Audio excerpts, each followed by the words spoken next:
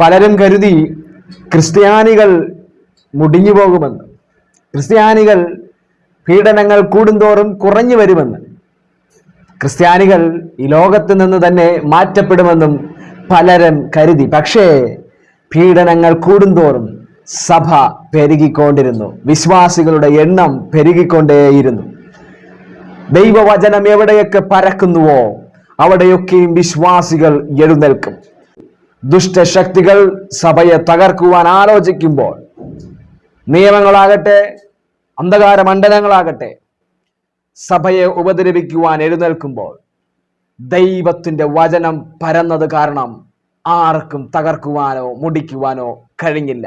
അപ്പോസ്തല പ്രവൃത്തികൾ 6:7 പറയുന്നു, ദൈവവചനം പരന്നു, യെരുശലേമിൽ ശിഷ്യന്മാരുടെ എണ്ണം ഏറ്റവും പെരുകി, പുരോഹിതന്മാരിലും വലിയൊരു കൂട്ടം വിശ്വാസത്തിന് അധീനരായിത്തീർന്നു. ദൈവത്തിന്റെ വചനം എവിടെയൊക്കെ പരക്കുന്നുവോ അവിടെയൊക്കെ വിശ്വാസികളുടെ എണ്ണം പെരുകിക്കൊണ്ടിരിക്കും. God bless you. Amen.